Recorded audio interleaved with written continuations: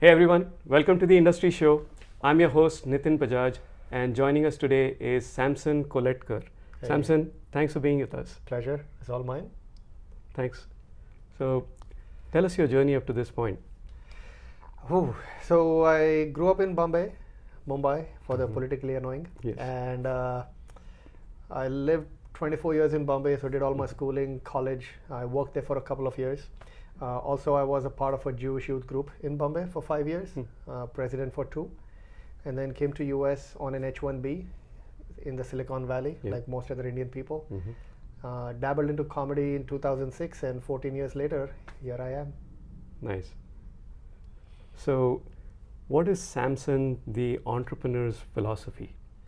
Oh, this is a very techie savvy question. Deep question. I don't know. I think the way I came about to comedy was a little bit of experimentation into other things. So I used to be a part of a Bollywood dance troupe before. That was fun until I Comedy dance? thankfully not. Thankfully not. But until I started doing stand-up, and then it was like the calling. It's like, this is what I want to keep doing.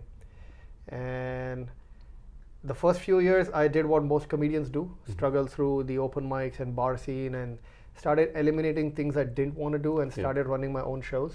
And now that has become like I'm the producer, performer, and the promoter, everything in all. So I run comedy festivals, I run a comedy club, and I do shows whenever I can. The Desi Comedy Fest. The Desi Comedy Fest as well. So, what are your sources of inspiration in life for content, for material? I think most of it comes from my own experience and my own past. I think that's how it goes for most comedians. A lot of our childhood comes out in our talk, and then just day-to-day things that happen. Because I used to say, growing up, I used to hear how smart the world is and how smart the people are. And then once I grew up and I realized how smart they really are, I figured I should talk about it. What motivates you? Laughter. Something about hearing a room full of people laugh. It's fun. And there's a little bit of, I'm also very opinionated on stage. So if I have something to say, that's the best place I can say it. Yes, it's your stage. It is my stage. Yeah. Why comedy though? It's not really easy to make people laugh. I think it's in my DNA. So I think we all go after the hard things in life. Like if you were going to do only the easy things, then you would never be happy or satisfied. So yes, it's hard, but I don't think I can do anything better than I can do with making people laugh. A mistake in life that ended up being a good career lesson? Marriage. That's it. No, you wanted short answers. Say no more. I get a feeling it's a universal mistake that everyone's laughing at now. So, what's the biggest roadblock that you've overcome? Can't repeat the same answer again. Oh boy. Okay.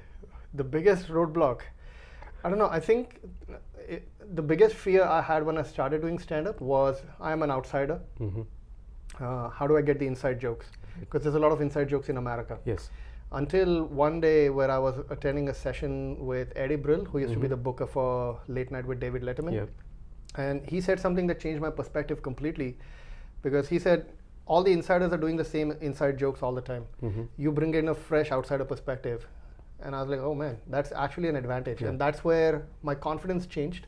And I didn't feel so skeptical about, will people laugh? It's like, how do you make them laugh? And that has, I think, been a big, big factor. Nice. Do you have a morning routine? And if so, what is it? You're asking a morning routine from a comedian. Yes. I sleep. Morning is when I do nothing. If you try to call me in the morning, you're not going to get any responses. Not a morning person at all. I can stay up till 6 a.m., but I can't wake up at 6 a.m. to do things. So the morning routine is pretty much staying in bed. Pretty much sleeping. Yeah, that's a routine. That qualifies. Yeah, I like it. I like it too. How has being an Indian Jew, how has that influenced you? For good and for bad, right? Yeah, so the one significant thing I'll talk about is I always felt out of place in India, trying to explain to people what a Jew was, right? And for all the Indian language friendly people listening. The hardest thing growing up in Bombay, telling people I'm a Jew, and they would like, look, we only know two Jews, the good Jew and the Pun Jew. That third Jew makes no sense to us. And then coming to America and not realizing that I was such a niche, being an Indian Jewish person. Yeah. And a lot of it has made its way into my routines and my stand-up as well. So I didn't think it was a big deal, but yeah, childhood was a little trickier, but Yeah. I don't think it would have been any different. It was just as good and fun in Bombay. Yeah. What's your entrepreneurial purpose? Why do you do what you do? Why? I guess it makes me happy. That's the number one thing. There's something about seeing people laugh that makes me happy. And there's something about people sad that makes me very uncomfortable. And inspired? No, I don't know about inspired, but like literally uncomfortable, right? So I'm at a funeral, and it's one of the saddest moments, and yet I'm thinking like, if I can get these people to laugh, you know what I mean? Like, how do I make? And there's a ready audience. Like there's more people here than a lot of my shows, so that goes through my head a lot, even at funerals. But it's like everybody looks sad, but can I crack a joke that just lightens the moment for a minute? That's basically what keeps me going. What are your blind sides? What are some of the things that you're not good at? Interviews, I don't know. Seem pretty good till now.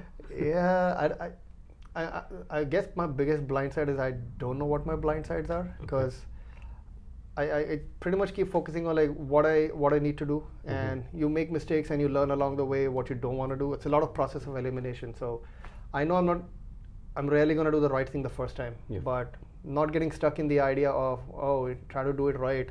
What if I do it wrong? It's like, yeah, okay. And literally that's how stand-up works, right? We go, we test out our jokes. They may not work. We go tweak, we test it out again. And you're constantly working on it.